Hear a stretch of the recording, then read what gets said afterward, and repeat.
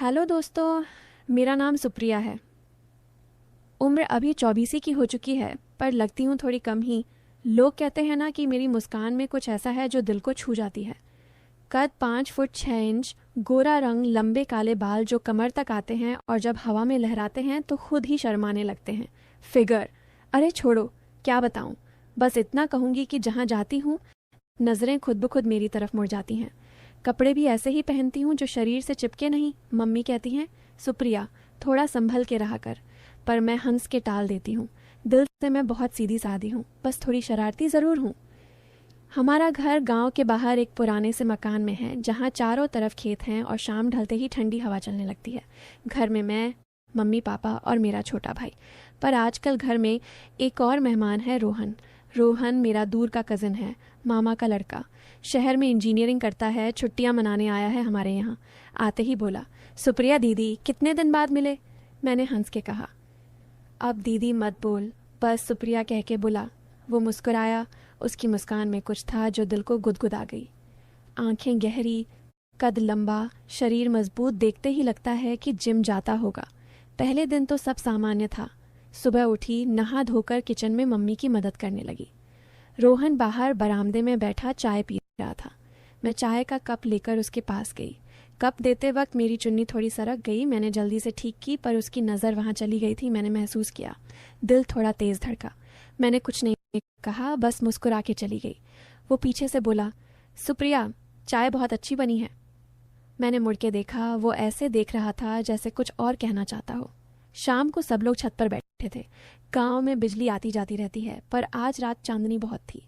Mummy papa नीचे सोने चले गए, भाई अपने कमरे में। मैं और रोहन छत पर ही रह गए। हवा चल रही थी, मेरे बाल उड़ रहे थे। मैंने बालों को पीछे किया तो रोहन बोला, सुप्रिया तुम्हारे बाल बहुत अच्छे हैं। मैंने हंस के कहा, बस बाल ही अच्छे हैं। वो थोड़ा शर्मा गया, फिर बोला, नहीं सब कुछ अच्छा है।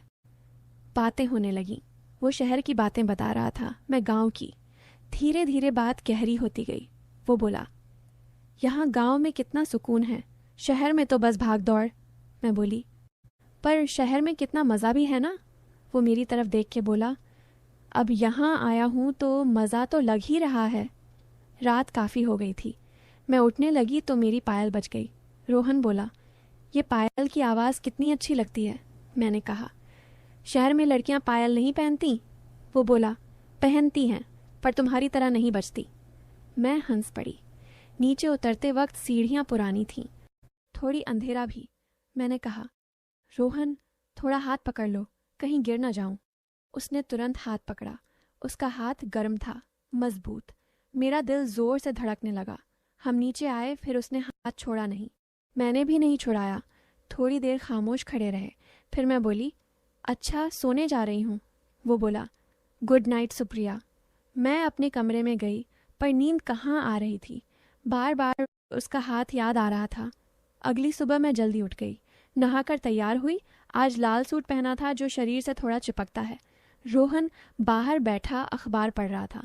मुझे देखते ही बोला, वाह सुप्रिया, आज तो बहुत अच्छी लग रही हो। मैंने शर्माते हुए कहा, बस ऐसे ही। नाश्ते की टेबल पर हम आमने सामने बैठे। मम्मी किचन में थीं। मैंने परांठा उसके प्लेट में डाला। हमारी उंगलियां टच हो गईं। मैंने जल्दी हाथ पीछे खींचा, पर वो मुस्कुरा रहा था। खाना खाते वक्त उसकी नज़र बार बार मेरी तरफ आ रही थी। मैं भी चुपके से उसे देख रही थी। दोपहर में घर पर कोई नहीं था। मम्मी पापा खेत पर गए थे, भाई दोस्तों के साथ। मैं अपने कमरे में किताब पढ़ रही थी। रोहन आया और बोला, सुप्रिया बोर हो रहा हूँ, कुछ बातें करें। मैंने कहा, आ जाओ। वो मेरे बगल में बेड पर बैठ गया। दूरी बहुत कम थी। बातें शुरू हुईं। वो मेरे कॉलेज की बातें पूछने लगा। मैं बता रही थी कि कैसे लड़के पीछे पड़ते थे। वो बोला, अच्छा फिर तुमने किसी को पसंद किया। मैंने शर्माते हुए कहा, नहीं यार, सब बेकार थे। वो करीब आके बोला, अब कोई पसंद आया क्या। मैंने उसकी आंखों में देखा, कुछ कह नहीं पाई। खामोशी छा गई। हवा में तनाव सा था। वो मेरे बालों में हाथ फेरने लगा। मैंने रोकने की कोशिश नहीं की। मैंने आंखें बंद कर लीं। लगा कि अब कुछ होने वाला है, पर तभी बाहर कुत्ते भौंकने लगे। किसी की आवाज़ आई। रोहन तुरंत उठा और बोला, लगता है मम्मी जी आ गए। मैंने राहत की सांस ली और साथ ही थोड़ा अफसोस भी हुआ। मैंने खुद को संभाला और बाहर चली गई। शाम तक हम नज़रें मिलाते रहे पर कुछ बोले नहीं। अगले कुछ दिन ऐसे ही बीते। हर पल कुछ न कुछ होता जो दिल को छू जाता। कभी किचन में साथ खाना बनाते, कभी छत पर देर रात बातें करते। हवा में मेरी चुन्नी उड़ती और वो पकड़ लेता। कभी सुबह टहलते वक्त हाथ में हाथ डाल लेते। हर बार लगता कि अब बस हो जाएगा, अब कुछ आगे बढ़ेगा।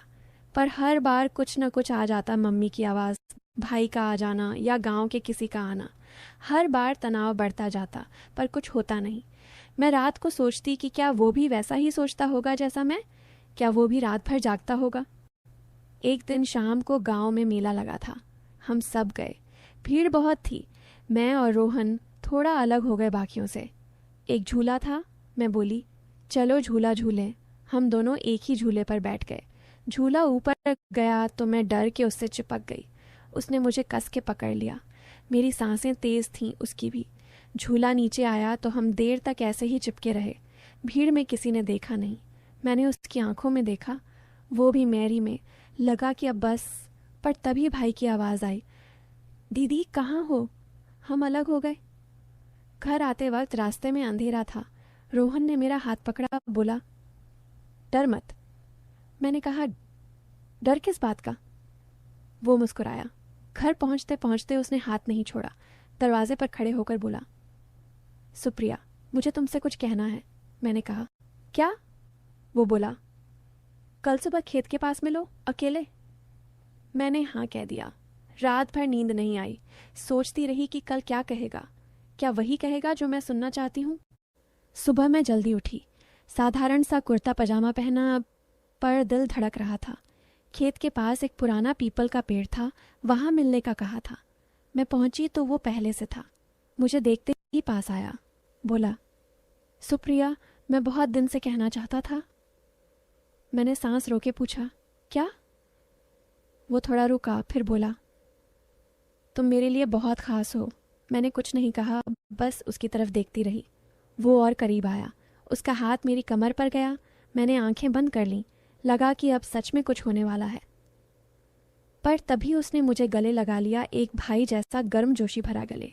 पीछे हटके बोला, सुप्रिया, तुम मेरी सबसे अच्छी दोस्त हो। मैं शहर लौट रहा हूँ परसों, पर वादा करता हूँ कि हमेशा संपर्क में रहूँगा। तुम्हारी दोस्ती मेरे लिए सबसे अनमोल है। मैं चौंक गई। थोड़ी देर खामोश रही, फिर मुस्कुराई। बोली, रोहन, मैं भी यही चाहती थी। सच कहूँ, मुझे डर लग रहा था कि कहीं हमारी दोस्ती कुछ और न बन जाए और ख़राब हो जाए। पर अब लग रहा है कि सब ठीक है। हम दोनों हंस पड़े। उसने कहा, तुम्हारी मुस्कान देख के ही मैं यहाँ आया था हर साल, अब भी आता रहूँगा। उसके जाने के बाद मैंने सोचा कितना कुछ लग रहा था कि हो जाएगा, पर जो हुआ वो इससे कहीं ज़्यादा खूबसूरत था। एक साफ सुथरी गहरी दोस्ती। आज भी हम फ़ोन पर घंटों बातें करते हैं। वो मुझे अपनी हर बात बताता है, मैं उसे अपनी। और कभी कभी हंसते हैं उन दिनों को याद करके कि कैसे हम दोनों कुछ और सोच रहे थे, पर किस्मत ने कुछ और ही बेहतर लिखा था। तो दोस्तों, यही मेरी और रोहन की कहानी है। न कुछ गलत हुआ, न कुछ कमी रही। बस एक प्यारी सी याद बन गई जो ज़िंदगी भर साथ रहेगी।